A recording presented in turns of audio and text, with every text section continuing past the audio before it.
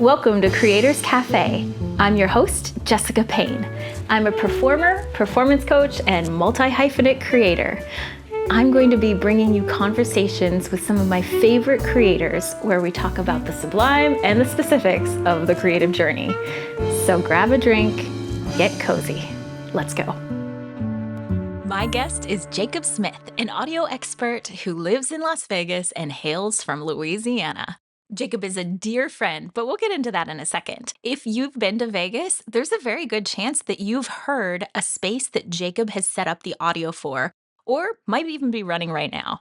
Jacob is the head of audio for Absinthe, one of the biggest and best shows in Vegas for years. It's at Caesar's Palace. It's incredible. Check it out. He's also done the audio for the same company's production of Rose Rabbit Lie and the burlesque show by Holly Madison called Peep Show, along with the Vegas residency of Spamalot. Jacob's work has been on Broadway, on tours, and all over Vegas.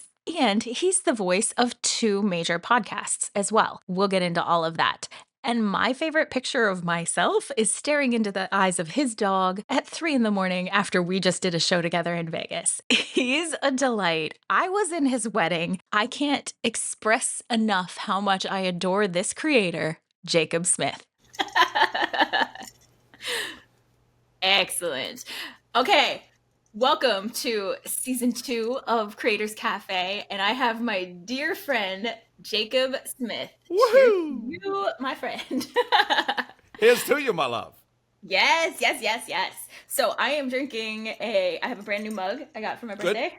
Pumped. And I'm drinking an iced latte from Verve near me, and it is very exciting because I never get like syrup or sugar or anything, and they did it by accident.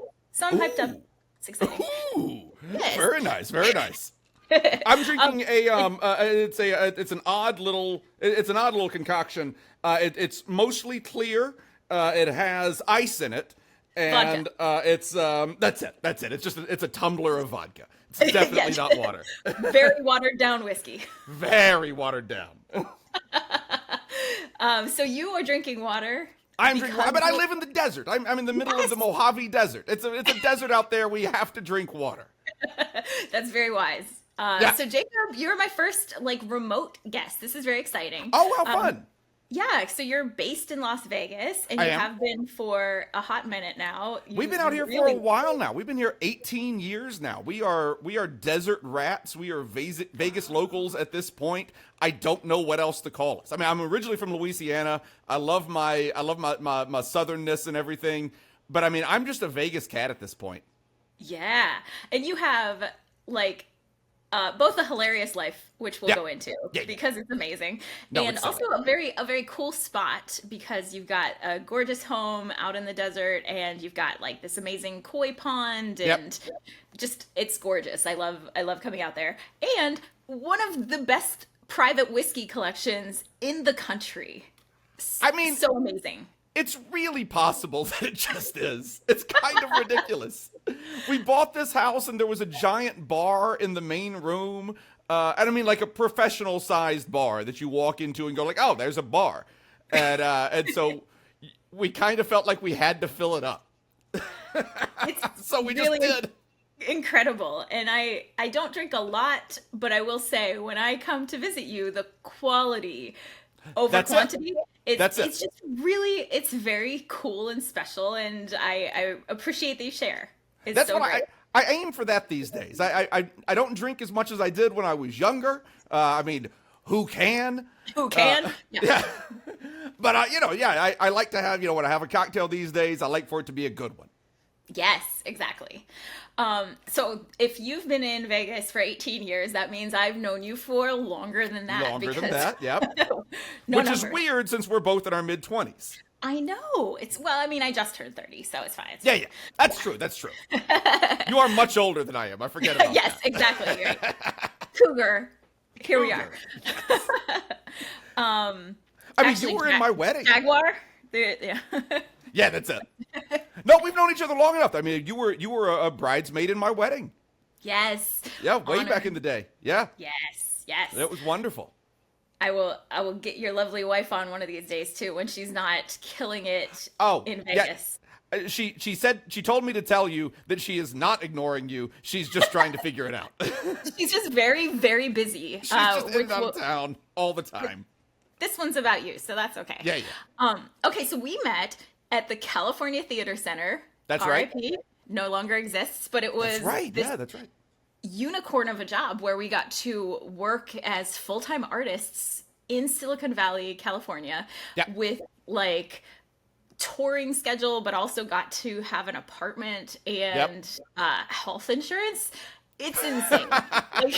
Which was crazy. Which was even crazy then. I think we met pre-iPhone, and then it was developed down the road from us. Yeah. So it was like a wild time to be there. Yeah, I mean, we were a $10 cab ride from my apartment to like Apple and Google and Amazon and all of those. eBay. The eBay tower was right down the road from our house. Like, it was all crazy. Yeah, it was a wild time to be there. So I'm glad we met there, and now you're killing it in Vegas. Yep. So what was your kind of perceived career path when you first like got into theater, got into audio, maybe started your career, and then how has that shifted? Because you do so many things. It's really fascinating. We'll get into the details of it. But like, what did you first imagine, and then how has that shifted? I definitely grew up assuming I was going to be a performer. There was just, it wasn't even a thought. It was just this is what is happening. It wasn't like, I think I'm going to do this. I think I'm going to try and do this. It was, this is what I do. This is what I know how to do. This is what I will do. I'll just continue doing this. I'd been in theater my entire life. I'd just all kinds of different things. And then when I went to college to be a performer. And I went to college, and about 17, 18 years old, right as I was starting college, I was not really enjoying being on stage anymore. I wasn't enjoying all of the other stuff, honestly. It was the being on stage part is the fun part, but it's all of the other stuff that leads up to the being on stage. As I'm sure, I mean, you know, and I'm sure many of your listeners know. You know, the auditioning, the rehearsing, the hustling to try to just get people to notice you. And now I can't imagine what it is now, because that was all pre-social media and everything. I mean, if I wanted to get someone's attention, I just went up to him and talked to him and maybe handed him a resume or a headshot or something. Now, like, you have to have followers. You have to have, cred in various aspects of entertainment just to be considered. To be a musician or something and just working to get a gig, the first question that you get asked now is, how many followers do you have on Instagram? Because they're just wondering, like, if we book you to play this bar, how many people might you bring to watch you play in this bar that we can make money off of? So you find that in Vegas too? Oh, that's everywhere. Yeah. I think that's just everywhere. I think that's just what the life is now. Yeah. Yeah, it's crazy because even stars will say, if the star is going to like delete their social media, the producers will say, well, okay, we'll still keep you on, but then your co-stars, the ensemble, needs to hit this number to move forward. So we can't cast the people that you wanted to. Yeah. It's so wild. No, it's crazy. And I'm really happy. I'm always just so happy that I didn't continue that path, because I think I would actually hate it now. I think I would just be wallowing in misery all the time. And it wouldn't matter how good or bad I was at it. I think I would just hate it. And honestly, like, I just wouldn't have kept doing it. Well, and we'll talk later about how you've really kind of come full circle with Hey Scoops, and you're now, talking in front of a giant audience pretty regularly and performing. But so you are known as, but definitely in my own path, definitely in my own way. Oh, yeah. Yes, and you found it is definitely a niche, which is, I think, part of why it's so successful. Definitely. But you also found a niche as an audio guy. So you're Jacob the audio guy. That's right. And I know how talented you are at, some people are super tasters. You are a super hearer. I can hear a lot, yeah.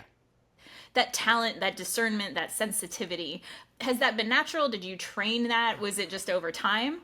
Honestly, I give it credit to everything I was just saying a second ago. I give the credit to the fact that I grew up on the stage. I grew up doing the other side of it. And so I know what that is. I know what singers, I know what performers are looking for when they're on stage, as far as what they need to hear to make them the best that they can be. You have so many. For instance, something that always comes up with any sound people is monitoring for like a singer. So you have a singer on stage, you have all the speakers that are pointing out the audience is listening to, and then you have the speakers or the in-ear monitors for the singer to hear what they need to hear to do the job. And I can listen to the feed of everything, and I'm pretty good at picking out the stuff that I go, I bet the singer is going to want to hear this, I bet they're going to want to hear this, I bet they're going to want to hear this, and they're going to want to hear them at these levels. And it's not something that's pleasant to listen to. It's very much just a working mix. It is something that gives that singer, maybe the keyboard has the melody on their right hand, and I just want to feed that right hand into the singer's ear just so they have the melody in their head while they're going through it. I can do all that kind of stuff.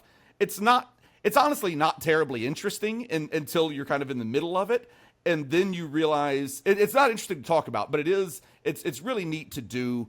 And it's kind of its own little art form. I mean, it is its own weird little mix that nobody else hears. But when you do it right, it means that everybody else is hearing kind of the best version of what they're able to do. Yeah, that's very cool. And that means that the performance that's happening, people have no idea what's happening behind the scenes. No. But it couldn't be at the level it's at if you weren't doing that excellent That's right. job. That's right. Yeah. It's one of those hidden skills that we rely on but don't know. Right. And nobody knows what we do. Nobody knows what the sound guy is doing back there, and that's the best. Yes, right. You're mysterious. People come back and they're like, hey, I don't hear enough of this. Could you do something about that? And you go like, yeah. And then you just do it. And then they go, wait, how did you? Don't worry. It's fine. It's boring. It's stupid. Don't worry about it. It sounds like you're just making sure you have a job. But hey, congratulations. You're good at it. Certainly that too. But it is just genuinely stupid and boring as well. Okay, so right now, your main gig is you are running the audio for Absinthe, which is the top show in Vegas. How did you get there, and what do you love about it? So I've been with that company, which is called Spiegelworld. They run the show Absinthe at Caesar's Palace. They have a couple other shows in Las Vegas. They have a show in Atlantic City called The Hook. That is on the boardwalk there in Atlantic City. They have another show that's they're working on now. They're in creation now to put a show in New Orleans. They have another show opening up in Las Vegas. I think they had their first dress rehearsal yesterday. So I mean, they're a busy company, but our flagship show is Absinthe at Caesar's Palace. It's in a giant circus tent right there on the side of the road, right in front of Caesar's Palace. And it's just great. I mean, it's literally on the corner of Las Vegas Boulevard and Flamingo. So, I mean, it's, the Flamingo Hotel and Casino, famously an early casino there. Caesar's Palace, of course, has its own stuff. It's across the street from the fountains at Bellagio. I mean, we're just right in the middle of everything. And I love it. It's just so great. I've worked all over the country. I mean, I guess I've worked in many places all over the world, but I've worked all over the country, mainly doing theater. And then about 12 years ago, I started in working with this circus company, and I've been doing a lot of circus since then. And boy, is it different from what I knew how to do before, and boy, is it a lot of fun. What do you like about it more than theater? It's different every night. Every show is different. Because the acts are actually like swapping out. The acts shift around, but also there's all of the, because our show relies very heavily on comedy. We have our hosts that are very funny. They mess with the audience. There's audience participation. There's all this stuff that truly does make it different every single time. Even if we have acts in it that are the same from show to show, that's great. And we have people who are the best at what they do in the entire world. I mean, we have acts that I still see them. These are people that I know very well, and I still see them do what they do, and it's amazing. It's impressive every single time, and they're truly just the best in the world at what they do. And then we just have all of this wonderful comedy. We're fortunate. We're like I say, we're in the middle of the Strip. We're in the middle of everything. We have a good reputation. The show has been there, I think, 14 years now. So we have good word of mouth. We have all that good stuff going for us. But honestly, it's a little different every time. Sometimes it's really different. Sometimes things go wrong. That can be fun too. Yeah. It's just a really good time. Yeah, especially because you've got the mix of like Vegas comedy Yep. performed with people from all around the world Oh, who yeah. are probably drunk, who are sitting feet away from people who are doing literally death-defying acts. Oh, yeah. That are highly skilled. So it's like high stakes emotionally and Yep. high stakes physically. Oh, certainly. What's it like to be part of that? It is. It's a rush. It's a high. And sometimes it crashes down. Sometimes if you do have something go wrong, you do have that crash and everything. And it's a reminder when that happens. It's a good reminder for us. And it's a reminder to the audience that what they're seeing is real. We're not faking anything. A guy comes out and stacks all of these chairs up on top of each other and makes a giant tower that he climbs up on top of and then does acrobatic feats on top of a stack of chairs that are just balanced on each other. And that's one that people ask me all the time. They go, how do the chairs, when he sets an additional chair on the tower, how does that lock in?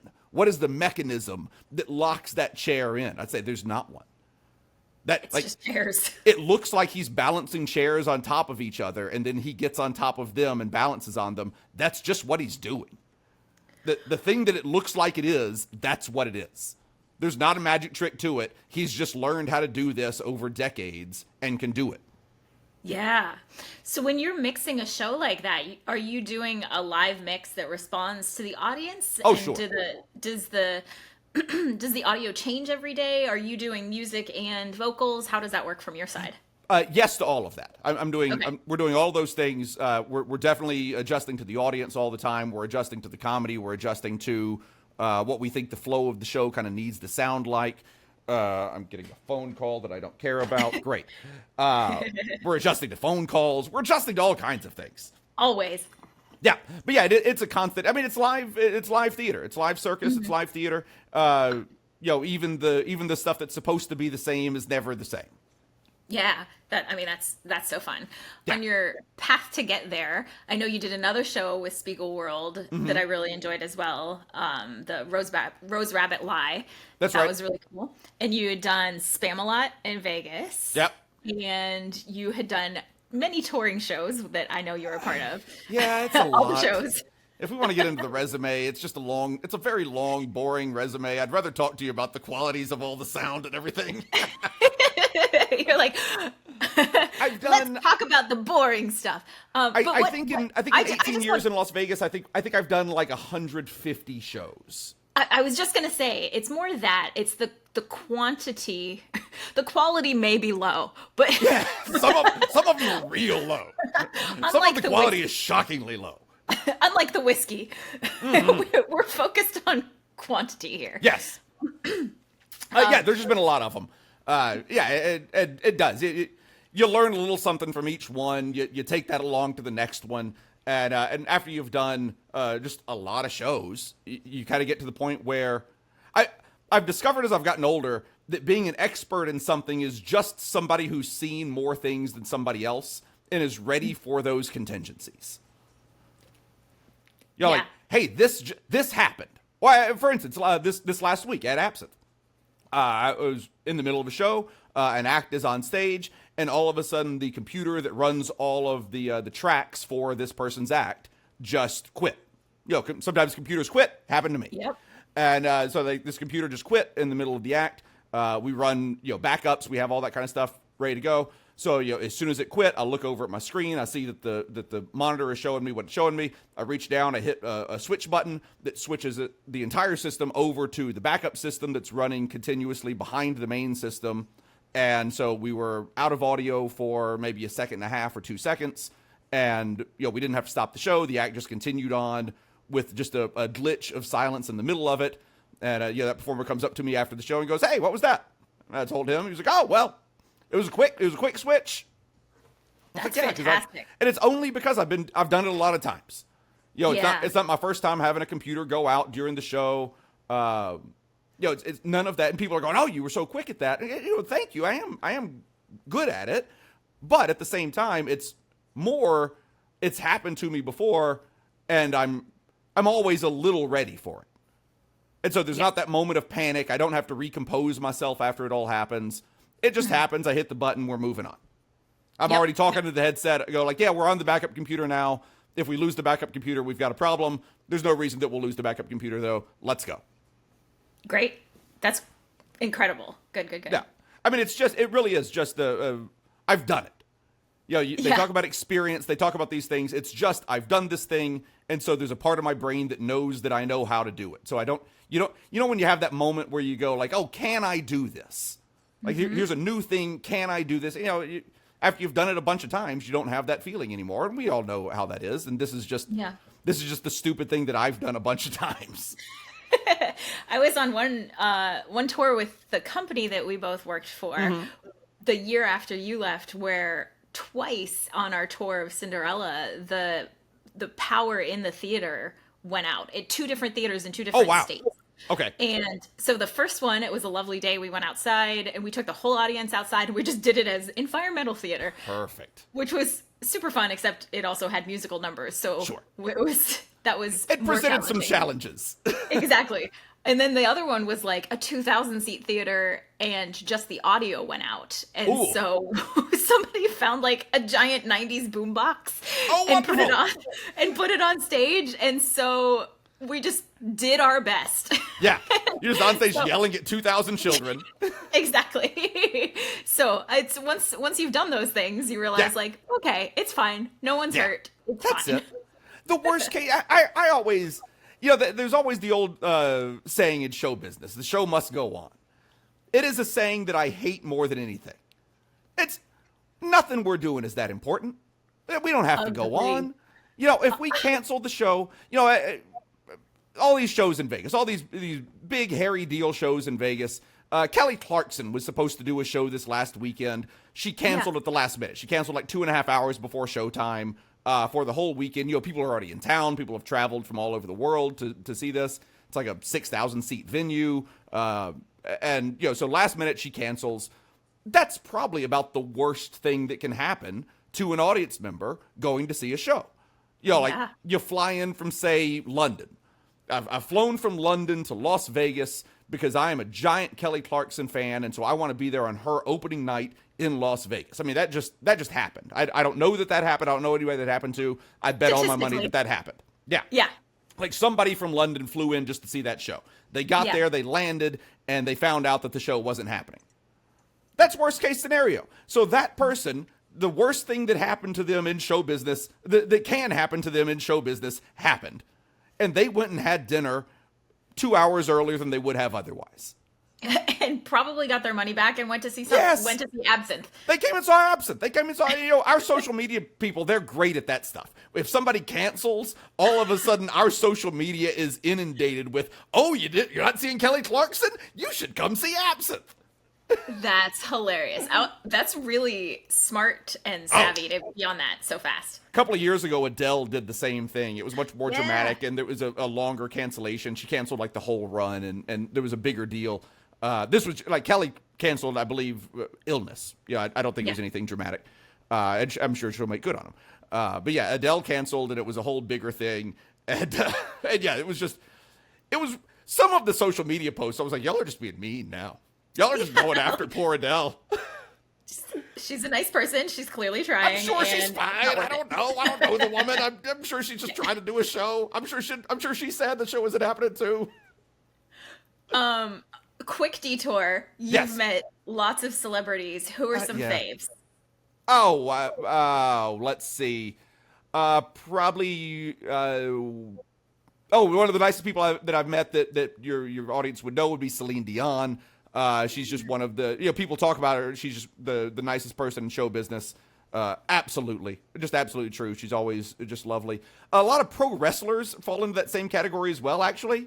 When pro wrestlers show up at things, they're always delightful. I don't know what it is about their profession that just creates delightful people, but they do. So like these 7.5 foot giant people will come walking in and they're just sweethearts. Oh, I love that. Yeah. That's fantastic. Mick Foley showed up at our show the other night, a couple of weeks, or it was during WrestleMania. We had WrestleMania in Las Vegas, and so we had a lot of wrestlers in and around during that. But Mick Foley showed up, and like he's hanging out with everybody. He's just shooting the shit. He's having a good time, just telling war stories and everything. It just a delight. There was another pro wrestler that showed up. I think at the time he was the like physically largest person in WWE. I forget what his name is. I'm sorry. But he was just a giant person. And and they're just walking. I've got pictures with like me and Jake the Snake Roberts where we're just flipping off the camera. You know, all these silly things. Oh, I don't know. Honestly, most celebrities, it'd be much easier for me to name off different celebrities that I think are assholes. Yeah. Because the number is so small. Most people, great. That's it. And I mean, if you think about it, it takes, I mean, just in our careers, we've had so many people help us in different ways over the course of our careers. You know, imagine if our careers were 100 times bigger than they are now. Imagine how many more people have to help you get to that point. And if you're an asshole, you probably have fewer people that are willing to help you. Can I say asshole on your show? I'm sorry. 100%. Great. Good. Yes. But yeah, you don't get to be one, except for like the fun kind. But you can say it. That's it. But yeah, if you have that desire, if you have that, if you have the skill set, that'll take you so far. And then like being nice to people and having people want to help you. I mean, that takes you the rest of the way. That's the oftentimes the big push over the edge. And the result is, in my experience, is that most celebrities are just very nice people and are good at what they do and they're hard workers. Yeah.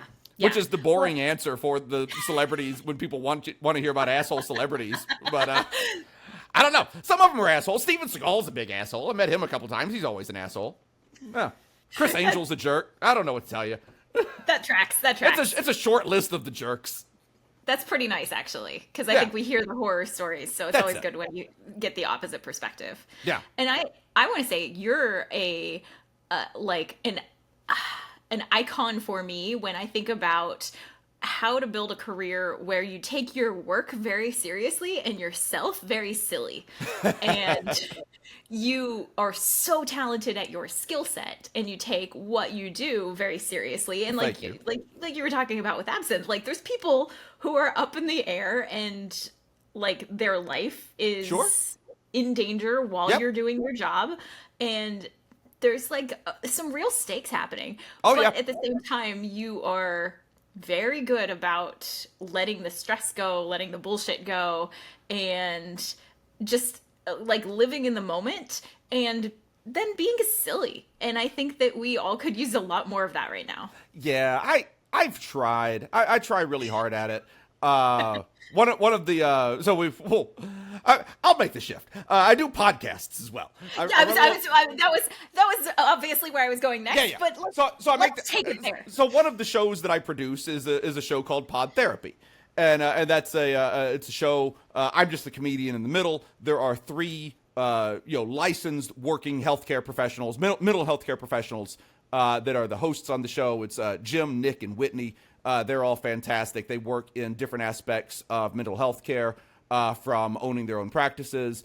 Nick works with the state overseeing mental health care services throughout the state of Nevada. Whitney and Jim both work in private practice, but they've all worked all over the place in mental health care. You know, they've worked in drug addiction rehab facilities. They've worked with children in child care facilities, all these types of things. So they just have tons of experience in that world. And doing that show, I've been doing that show with them, I think, for 8 years now, just about. And, I'm just the guy in the middle, while they're talking about very serious things, I'm just the guy that breaks it up. I make silly jokes in the middle, oftentimes very inappropriate jokes based on the material that we're talking about, which is oftentimes, of course, very serious because people, it's a write-in show. I should have mentioned that earlier. I'm a bad podcaster. People write into that show with their problems, things that they want the host to talk about.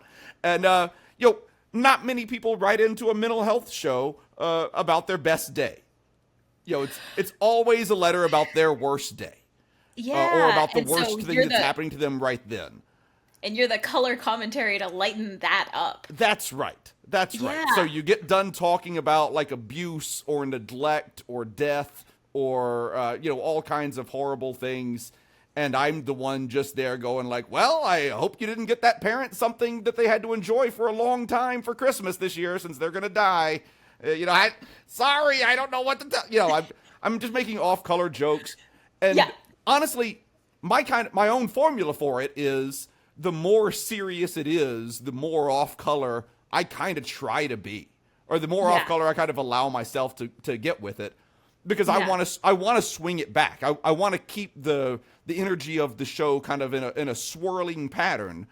I don't want it to just go straight forward with sadness and hardship, because that's hard for the listener to listen to. I'm there. I'm trying to listen as the every person listener out there, and so when I feel it starting to get a little draggy, that's when I know, like, I don't even think about it. Like I feel the drag start, and I'll say something stupid. Yeah. And it doesn't matter. It almost doesn't matter what the stupid thing is. I just need to break that rhythm. I just need to break the energy of it, because it's tough to listen. That show's a 90-minute show. It's an hour to 90 minutes. And, it's tough to listen to that for an hour and just go through everybody's worst day. And if you want somebody to be helped out of it, they have to be willing to listen to it first. So you have to make it something that's approachable and fun. And that's right. Something that we're willing to go along with the ride for. That's right. That's right. Yeah, I'm trying to be there, because our goal on that show is to normalize mental health care and normalize talking about mental health care. It's a silly thing that I've always thought it's a silly thing that we as a society don't really talk about it very much, because it is just a part of health care. Your brain, sometimes your brain fucks up the same way sometimes your heart fucks up, the same way sometimes your lungs fuck up. Your body organs just fuck up sometimes. I don't know what to tell you. And I don't mind to. My head fucks up all the time.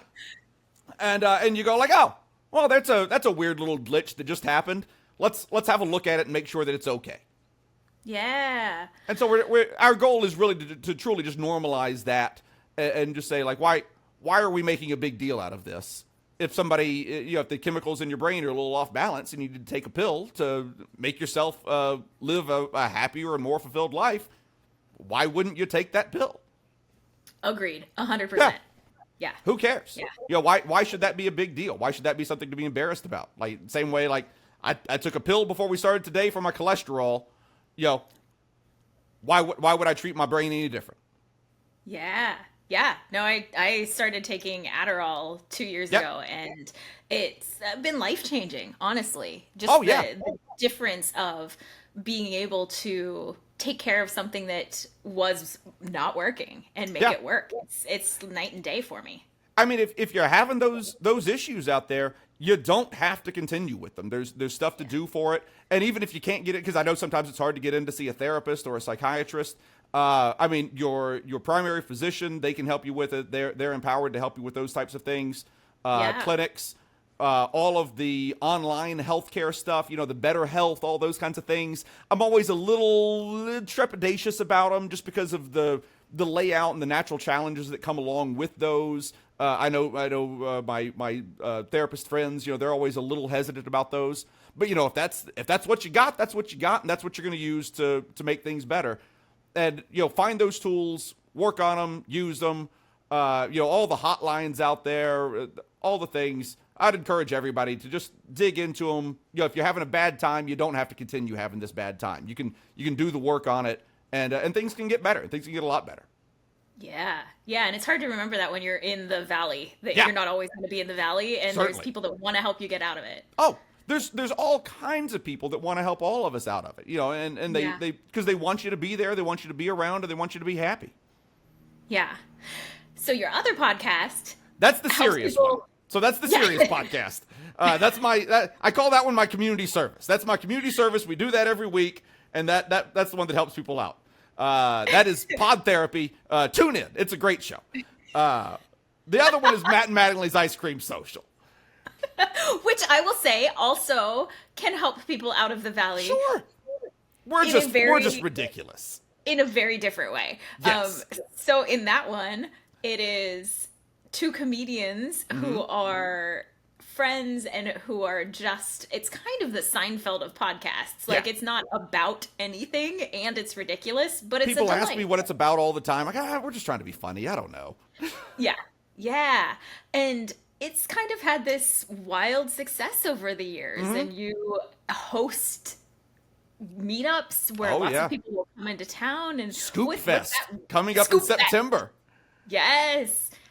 Yeah, the show is Ice Cream Social. The full name is Matt and Mattingly's Ice Cream Social. If you just do a search for Ice Cream Social on all your podcast stuff, I think we're still the first thing that pops up. Every now and then somebody rips off our name and somebody else pops up first for a couple of months. We never worry about it because they go away. They don't last. We've been doing this show 12 years. We've been doing this show longer than most people knew what podcasts were. In the early days, if you wanted to tell somebody to listen to your podcast, the first thing you had to do was explain to them what a podcast was. We are out of those woods now. I got really good at explaining what internet radio was to people for a long time. And now I just say, like, I've got a podcast. It's funny, it's fun, it's silly. Take a listen to it. We're primarily an audio podcast, although we are switching back over to a video format. We just we're in the middle of swapping studios around, and so we're moving back to our old video format and everything, which I'm excited about to be back on there. I like having the live chats and everything going during the shows. I like hearing from the listeners while we're recording. That's always a lot of fun. But yeah, so we have a great time with that. It's like you say, it's myself and it's two improvisational comedians. Matt Donnelly was with the Upright Citizens Brigade for many years, and he started the Pit Improv Theater in New York City. And then Paul Mattingly worked with Second City out of Chicago in Las Vegas. When Second City had a stopover in Las Vegas, he was in the main cast on that. He also did the Second City cruise ships. So, I mean, both of these cats have been doing improv shows for decades. And they've been comedy partners now for 16 years, somewhere in there. And then I got scooped up with these guys, pun intended. I got scooped up with these guys a few years into their kind of partnership, and we started doing this podcast. Well, technically, they started doing the podcast without me. They did the first 4 episodes without me, and then the three of us got together and did the other, 1,600, 1,700. Wow. There's a lot of material of if you want to hear my voice online, it's just easy. Thousands. So many hours. It is definitely an exploration of the concept in improv of yes and, because it's, we've got an hour of just yes and, yes and, yes and.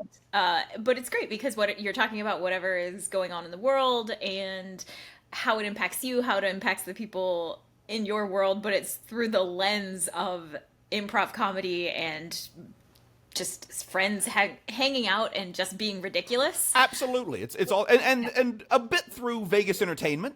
A bit through just the lens of Vegas entertainment. We're all Paul no longer lives in Las Vegas, so we bring him in virtually now.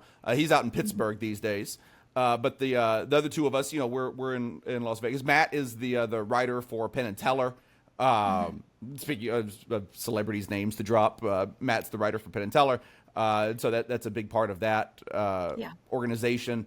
It's just great. It's wonderful. I have my little notepad that I just keep going on my phone all the time. Anytime I see something funny, I just try to make a little note of it to write it down to remember. This will be a good little 6-minute hunk on the show. This will open the B segment nicely when we're out of other things to talk about on the B segment. I just pulled up my notes over here. I wrote down one the other day, streets of Las Vegas. I take a walk almost every day, just up and down the strip. Usually between rehearsals and a show, I'll have, an hour, half hour to an hour break between things. And so I like just going and walking on the Las Vegas Strip. The people watching is second to none. It's fantastic. The people you see every single day. I see just in a 20-minute walk, I'll see 20 different people that are just fascinating.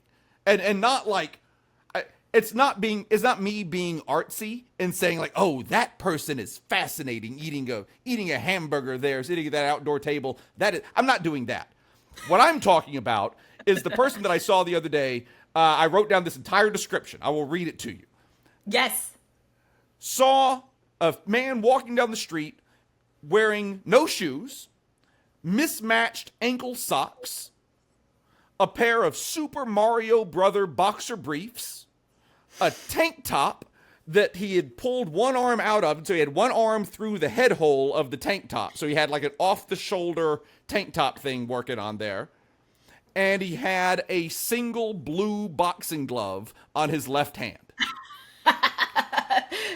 And he was Thank walking you for painting down that picture. He was walking down the street. You know how when you see a person that is maybe a little off walking down the street, they have kind of a manner about them that kind of tells your lizard brain, maybe stay away from this person. This person is not all there in a variety of ways. You see that person walking. This person did not have that walk. This person had the walk of a business person walking down the street to their next appointment. It was, I walked behind this person for 5 minutes, just trying to figure out what was going on. I was like, this guy has a story, and I wish I were brave enough to walk up to him and ask him what it is. Yeah. But at the same time, I'm a little scared of this guy too. I don't really want to. I don't want to talk to this person in this scenario. But boy, I wish I could. Yeah. Your lizard brain is doing its job still. Right. Yes. Don't engage. No. I don't want to get in a fight with this person who is probably not entirely there and entirely put together. But at the same time, I want to. I just want to. I would like to know the story. Yeah. I live on the Sunset Strip, so I also can go on a walk, and it is fascinating. It's wonderful. Yeah. And people talk about it. And I don't know how it is in LA these days, but Vegas locals, I feel like locals in most tourist areas always have a love-hate relationship with the tourists. And I just get so aggravated by that because I go, like, these people are paying all of us. Let's just leave them alone. Let's just enjoy everything and have a good time together, and let's celebrate the fact that we're surviving by having a weird symbiotic relationship in a giant gambling mecca in the desert. It's just a dumb thing that we're all doing. Let's just enjoy that. I go for a walk in it. I walk between the London hotel where people are doing like shishi events and film viewings and everything, and then the Viper Room where we've got like hardcore like metalheads from the 90s. Yeah.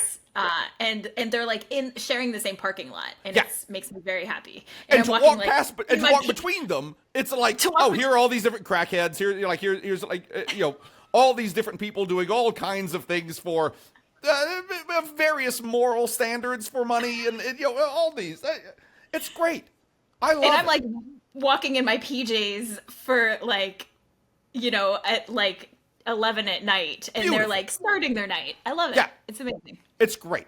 I love it so much. I love the funny tourists. I love the funny situations. I love all of it.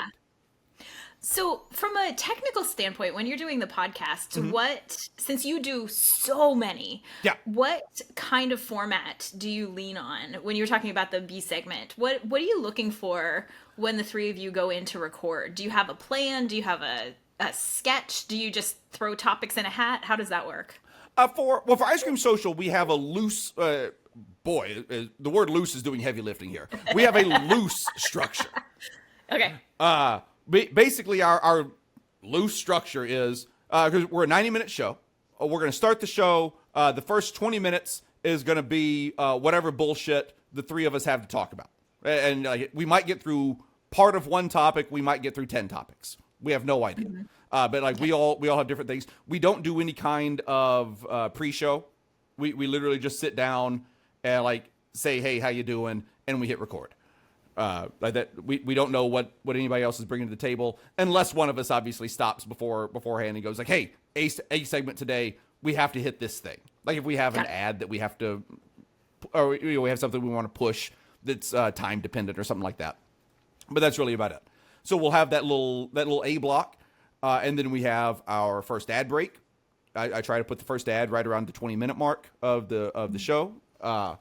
And we do a fun thing with our ads because we have your regular free podcast subscription that everybody can get on their podcast app.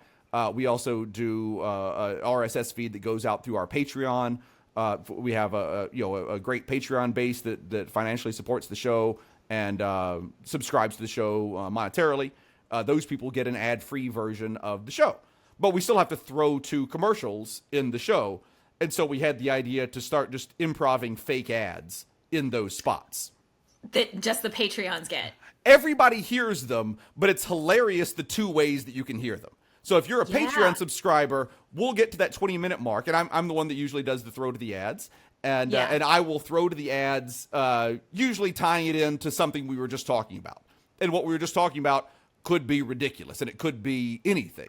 So it could be like I think I had a throw to an ad this last week that was like, you know who else is going to kidnap children? The following sponsor. And when you're listening to it on the Patreon RSS feed, you'll just hear us go straight into our weird improv ad. And the Patreon supporters can also make suggestions. And so we have a random generator of suggestions that they have made, and they put their suggestions into a big hopper. And then a little random generator just spits out one of the suggestions that they have made over the years. And, it'll be an ad for, some ridiculously named thing. So it'd be like, Jessica's Jell-O that she, I don't know, jumps in. I don't know. It might be an alliterative thing.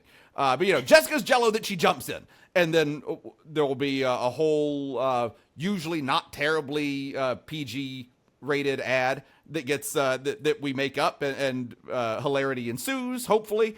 And then we cut to the end of the ad. So that's what you hear on the Patreon feed. What you hear on the real feed is you hear me say, you know who else likes to abduct children? The following sponsor.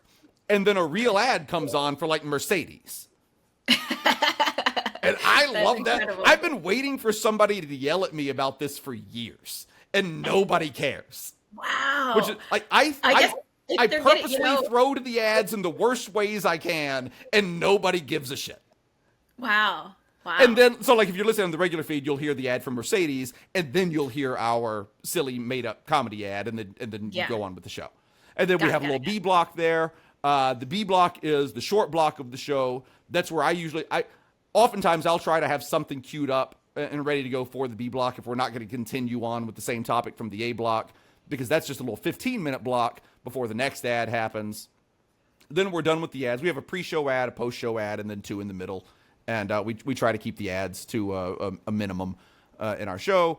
And then we have usually kind of a C block at that point.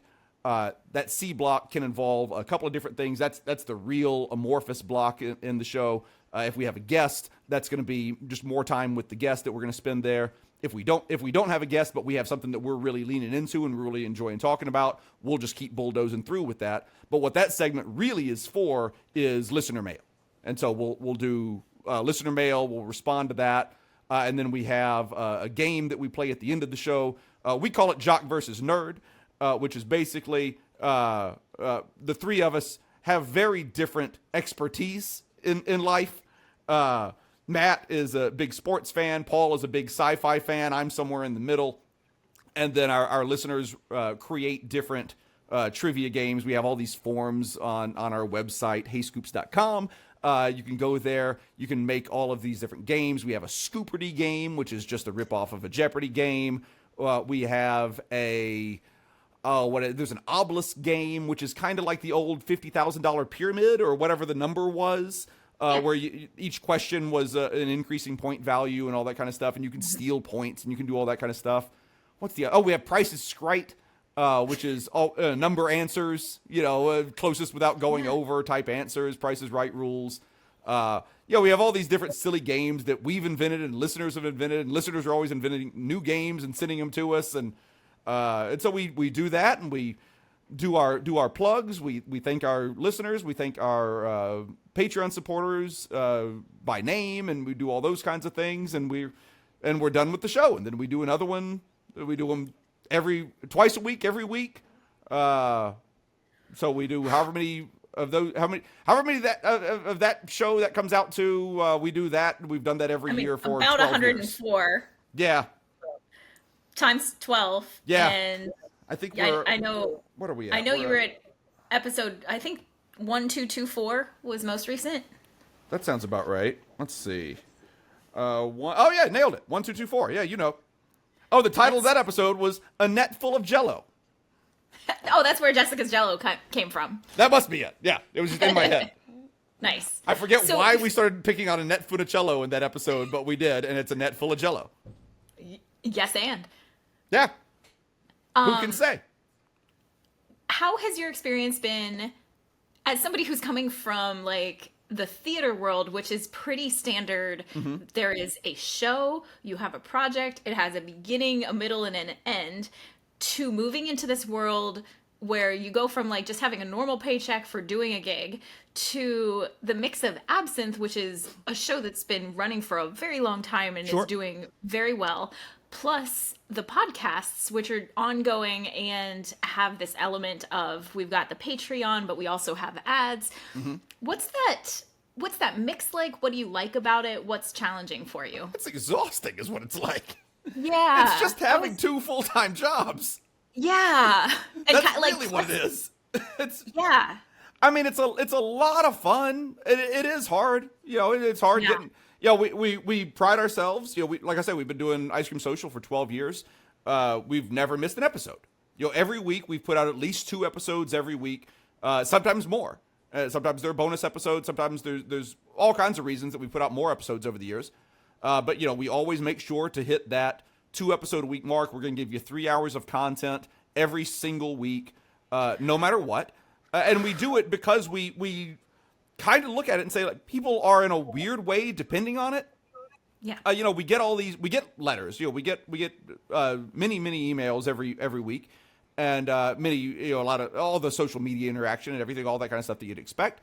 And you know, people talk about how you know, long haul truck drivers write in and say, you know, when I'm on the road, this is great because I know that, like, I'm going to be on the road for 12 hours over these couple of days here, but I've been saving up. I've got 3 of your episodes saved up, so I've got you know, a good 5 hours or so just ready to go.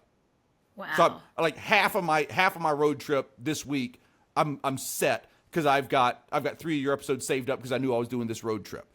We get similar correspondence from our service members stationed overseas. You know, we get all of that. That's always a very very sweet and very emotional when we get those emails. Do I have one here? Oh, I do. People send. Do you know challenge coins in the military and in like police and firemen and all that kind of stuff? So challenge coins they're usually about the size of a poker chip, maybe a little bit bigger. Here's one right here from somebody sent me this one. This one is, I don't know what this is. Oh, this one might even be a joke one. I don't know. But somebody sent me this one. But this is kind of what they look like. And they're usually metal. And they're called challenge coins because if you see somebody, so like if you and I are in the same branch of military service, and I see you in a bar, I might come up to you and I might pull out my challenge coin and drop it down on the bar. And that's the challenge. And then if you have your challenge, you better have your challenge coin on you because you have to meet the challenge. You have to put your challenge coin on the bar. And if that happens, my understanding of it is, I'm probably wrong. I'm sure your listeners will correct me. But my understanding of it is the person who made the challenge initially, well, because their challenge was met and answered, they have to buy the other person a drink. Well, if you don't have your coin, now you owe me a drink. You lost the challenge, you owe me a drink. So that's kind of the basic idea of it, but they're very special in the realm of the military and our first responders, and so people are often kind enough to send us their challenge coins in the mail, which is always very touching. I literally have like a shoebox filled with them. Wow. It's such a neat thing, and they're always personalized. They're always very cool. So, you know, we get things like that, and that's the kind of thing that makes us keep doing it. You know, we enjoy it. We really like doing it. It's a lot of fun. But people seem to like it, and it seems to mean something to people. we're very lucky with that show. A community just grew up around us. And there is a wonderful community. We call our listeners the Scoops. And the Scoop community is fantastic.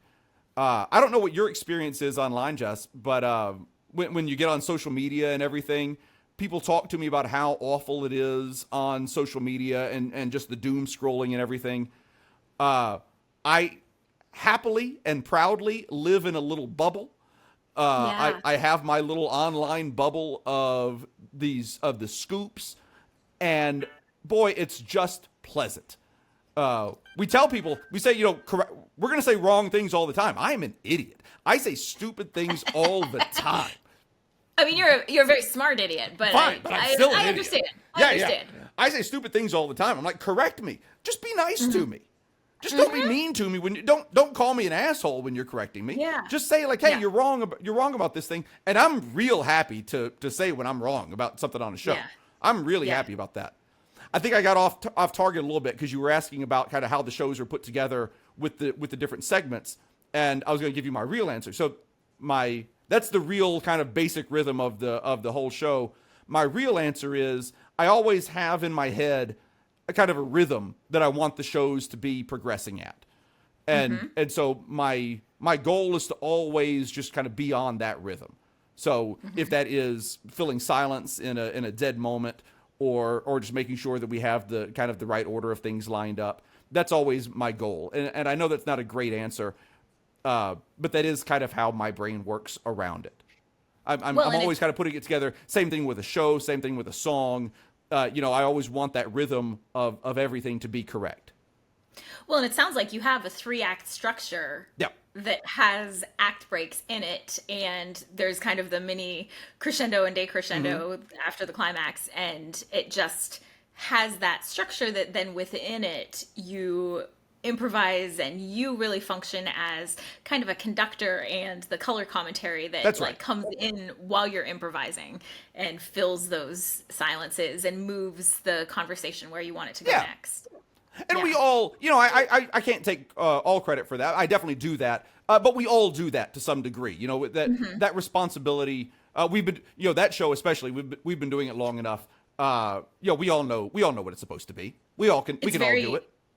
Comfortable. And I'm sure that's why it means so much to people, because it feels like you're, as the audience, you're the fourth friend. You're like the new kid that is allowed to hang out with 3 good friends. Absolutely. That are just funnier than you are. Yeah. And so it's creates a really cool community because of that. It does. And speaking of the community, we have Scoop Fest coming up in September. Yeah. And that's our big Vegas get together. We do that every 15 months. We usually do between those 15-month dates. We usually do an event somewhere else around the country. We've been trying to get some international stuff together. We really want to do Australia. There's a few places internationally that are high on the list. A lot of Scoops there, and a lot of like Australia is our number 2 market, so we want to go to Australia. Yeah, but yeah, it's really great. It's a lot of fun. I saw something about Hey Scoops the movie. Is that there is a documentary being put together? I thought so. What's happening with that? I don't know much about it. We're being kept in the dark on a lot of it because a lot of it. I mean, it's obviously we're in it, but like our wives are being interviewed for it. Scoops are being interviewed for it. People in the Scoop community are being interviewed for it. It's not a documentary about us. It's a documentary about the entire group.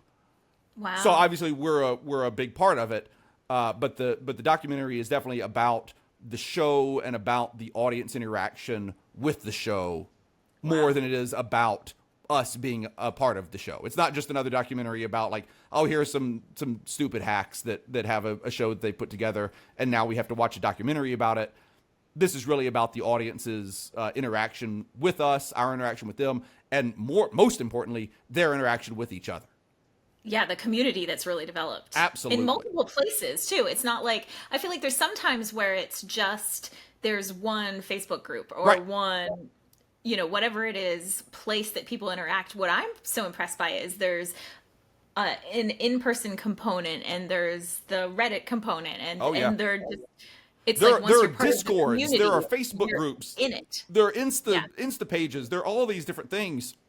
And I'm not being vague about them. I don't know what they are because I'm not part of them. I'm Right. not a listener to the show. I'm a host on the show. So I interact as a host with people when they want to interact with me. But, it always feels a little odd interacting in those forums because they're just not for me. I'm literally one of the 3 people on the planet that forum is not made for. Yeah, that's wild. But I mean, That's but cool. they do. Then they have, they have the Scoop group is the big group on Facebook. That's their big one, and then that has all these different branches on it. So they have online communities for maker scoops, for instance, where it's just people who make crafts or make products that they sell. Anything. Wow. So it's, those people are on there talking about different things. There are mental health groups on there. There are job search groups on there. I mean, it's its own fully fleshed out community just in a weird little niche spot in the middle of the internet. Yeah. And it's beautiful. That's and incredible. we can't take credit for it. I don't know. Well, people ask us how we did it, and we didn't. It happened around us, and we fostered it. We wanted it. We saw that it was happening and wanted it to happen. But because we're not big celebrities. We are whatever our celebrity is. It is the size of our celebrity is directly related to the size of the show. We're not celebrities coming in and doing a show. We have a show and people know us from that. That's it. Yeah. Whereas Well, obviously to me, because it feels like the natural outgrowth of your other podcast that's talking about the ideas for mental health. Mm-hmm. This is actually kind of putting it into action because it's sitting around with people that you care about and talking about what's going on in life with them, and then creating a community of people that relate to that and who have shared interests, and that's just a natural outgrowth. Absolutely. And that speaks to how well the 3 of you support each other, even in all the bullshittery. There's like the heart is there. Which is a real big deal. For sure. And like we try to just be a real group of people talking about real things, and sometimes it's heavy, sometimes it's really funny, sometimes it's heavy and funny. Yes. But it's a weird timeline of us as well. I'll probably never actually go back and re-listen to all of them. Yeah. But if I did, I would listen to myself grow over 12 years.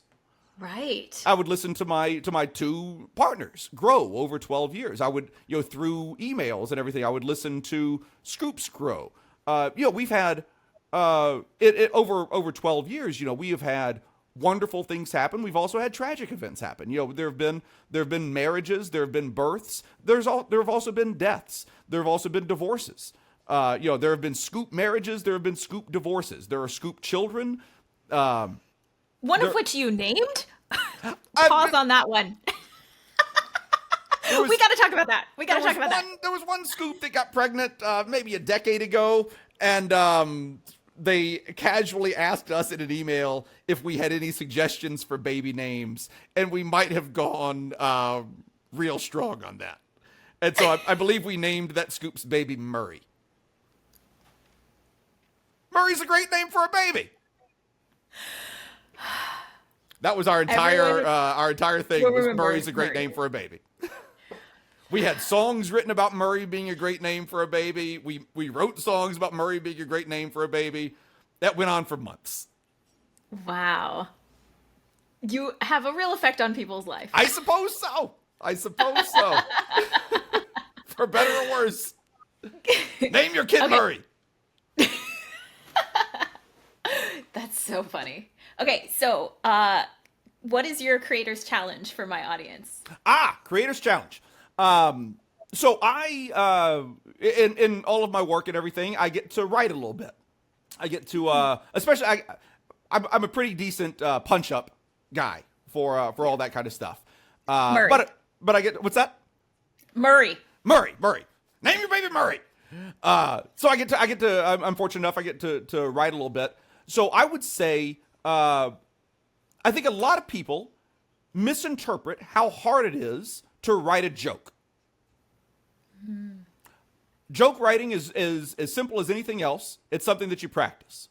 So I would say your challenge is write 10 jokes. And they don't have to be 10 good jokes. And they don't have to be long. They can be set up punchline. They can, and it can be built off of existing jokes. It can be pieces and parts of different jokes that you have heard over the years. Nobody's checking this for plagiarism. You're just doing this for yourself. So it can be pieces and parts of different jokes. Like if you have, if Bob Newhart back in the 80s was doing a monologue that you really liked a part of it, and you go like, those 3 words out of that Bob Newhart monologue have always been really funny to me. Pluck those 3 words out, put them into a new joke. And you can even do, if you really want to start at the very beginning, just start with, why did the chicken cross the road? Make the setup something easy. Make the setup something you've heard a billion times before, and now you're just thinking of new punchlines. And don't censor yourself. Don't really think. Don't sit there and think like, oh, I have to wait until I come up with a punchline that makes me laugh. Like, no, it can be anything. Why did the duck cross its road? Or why did the duck cross the road? It needed to get some new shoes.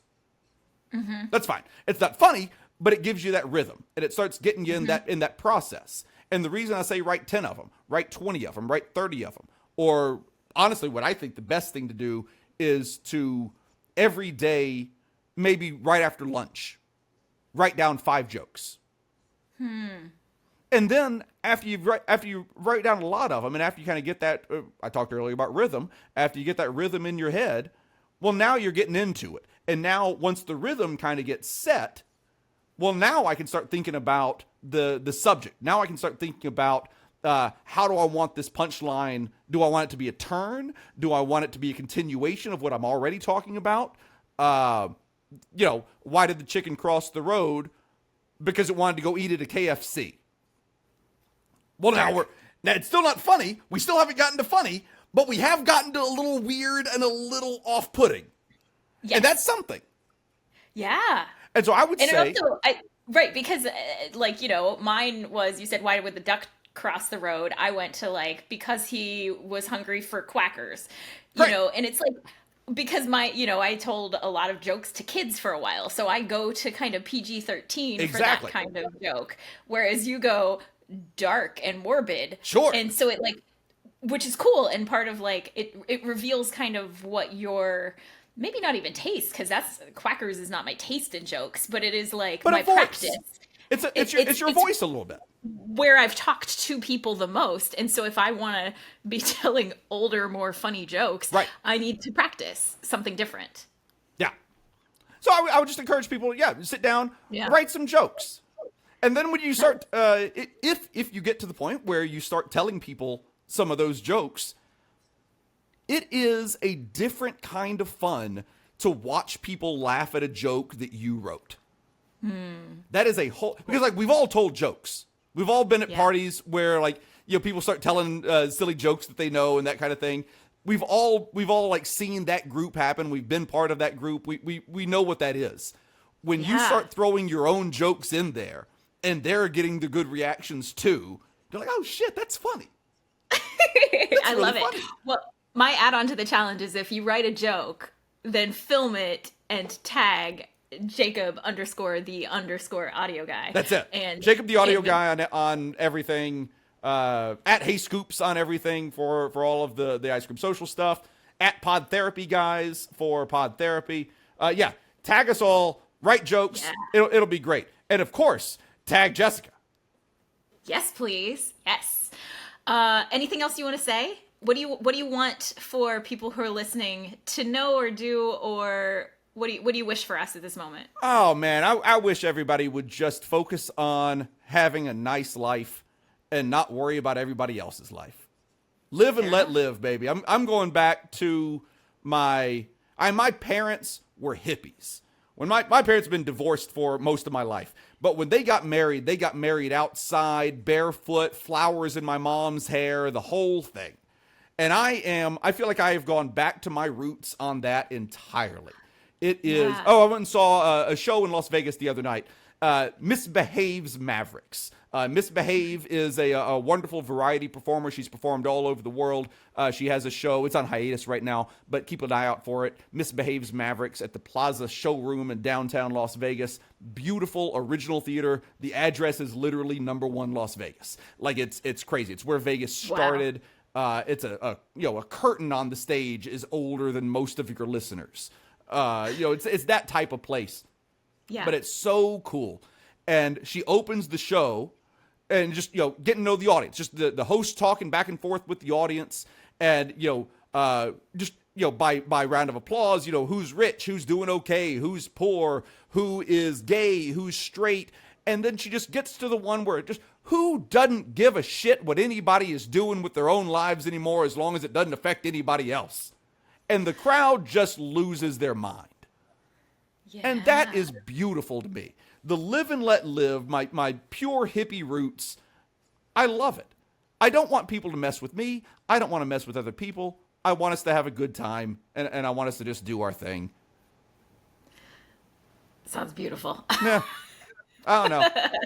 I feel so schlucky just saying it that way, but I don't know how else to say it, and that's kind of where I'm at these days, which is just leave me alone. I'll leave you alone. Let's be friends. Yeah. Yeah. Don't hurt anybody. Yeah. Do what you want to do. That's it. I'm going to do the same. Bingo. Well, I adore you. Thank you so much. You so much. I also love this show. When you first started doing this show, the first time I listened to an episode of you doing this show, I forget who was on it, but I just remember listening to it and going like, I never considered that you would be a good podcast host, and you are an excellent podcast host. You are a caring person, and most importantly, you are interested in what everybody says to you. It helps that I get to ask people that I find really interesting and inspiring. But yeah, I do. I'm actually curious. I actually want to know. You are so much better at that aspect of this job than I am. You are just you are better at caring about people than I am. I'll just take the compliment and say thank you very much. Thank you. Well, it is a delight to listen to you, and I'm glad that the internet has thousands of chances to do it, but I'm honored that this one was mine. I am so thrilled. I'm so happy to do it. I was so thrilled when I saw your email asking to do it. Yay! Well, Jacob Smith, thank you so much. Mwah. And cheers to you, my friend. Here's to you, my love. Yes! Cheers, cheers, cheers. Oh, that's good. I just finished my tumbler of vodka. This timed out perfectly. Perfect. Join the community and share your creative challenges on Instagram and Facebook at Creators Cafe by Kika Labs. And also check out my website, kikalabs.com, KIKALABS.com, to sign up for the mailing list so you always know when a new podcast is released, and to check out my coaching and digital courses to help you be a more confident and joyful creator.